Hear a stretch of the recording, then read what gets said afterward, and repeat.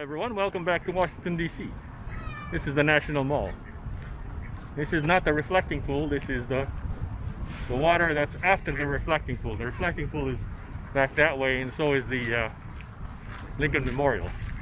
I'm not going to the Lincoln Memorial today. I'm headed for the World War II Memorial, which is right up ahead over here.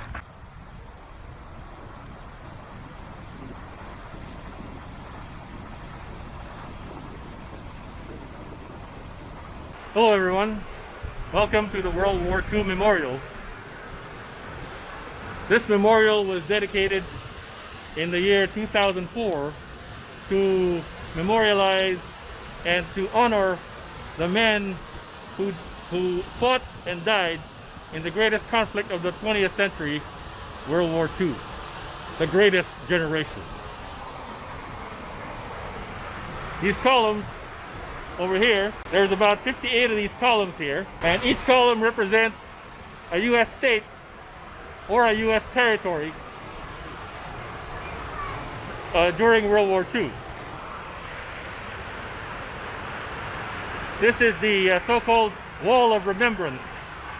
Each gold star represents about 100 men that died during World War II. About 400,000 men died in World War II, and each one of these stars, these gold stars, represents about 100 men.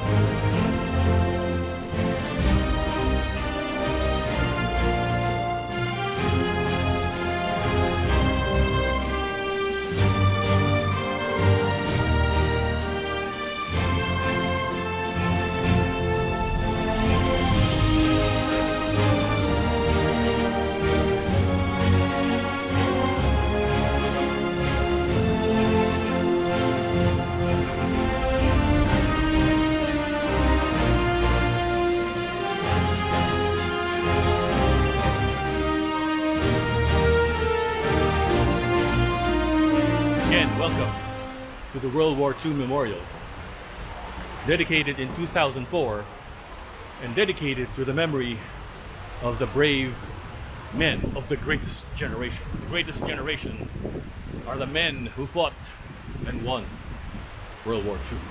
Now I'm looking for the Kilroy. The Kilroy is located behind the Pennsylvania pillar over here, right behind the memorial is the famous Kilroy symbol.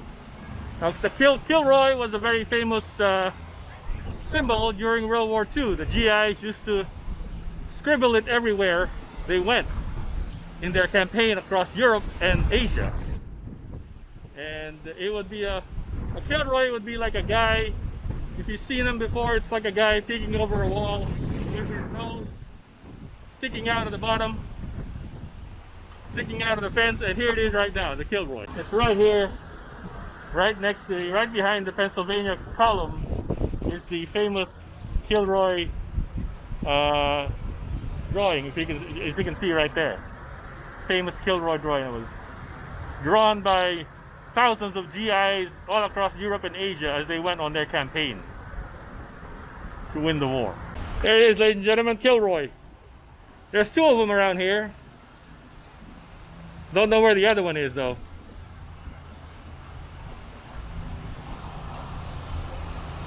You see this little pool here?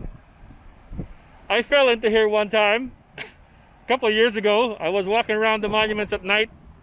I was walking from the Lincoln Memorial, and it was at night and it was dark, and there's no lights around here, and I'm walking down this way, and I see the World War II Memorial over here. I thought this thing was solid. I thought this was solid floor because it wasn't moving. It was kind of a calm, still night, and I fell right in there. Right here is where I fell. That was funny. I was all wet, and I had to buy new socks. It was crazy. It was a crazy night.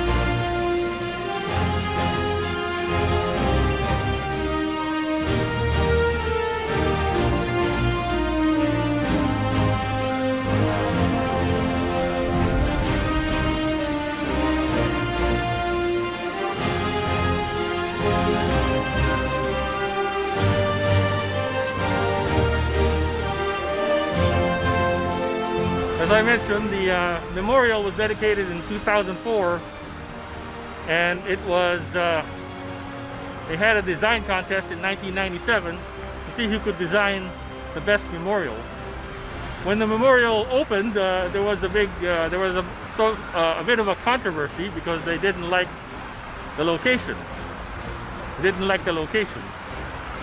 This fountain used to be the only fountain that was here until they built the memorial around it, because it was long overdue anyway, because up until that time there was no memorial to celebrate the men who gloriously fought and won World War II, and yet there was already a memorial for the Vietnam War, and yet they didn't do as well as the generation that fought in World War II. The greatest generation who fought in World War II, all they did was go over there and kick some ass and assured our freedom of the rest of the world for years and years to come. So if anybody deserved a memorial, it was them. The greatest generation, the generation of my grandfather. And so this is dedicated to them. The greatest generation. I salute. Okay everyone, that was the famous World War II memorial here in Washington, D.C. The World War II memorial is actually one of the newer memorials here in Washington, D.C. As I have mentioned several times before, it was only dedicated in 2004 after lobbying by many people who admired that generation, and celebrities like Tom Hanks and Steven Spielberg.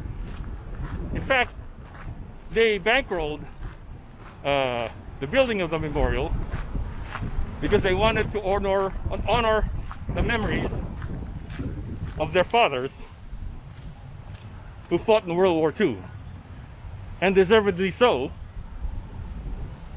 because those men, they went over there and fought for their country, and then they came back and resumed their lives. They didn't want any accolades or any parades. They just wanted to come back home and resume their lives after going overseas and fighting for our freedom. Now that is the greatest generation. If that isn't the greatest generation, I don't know what is.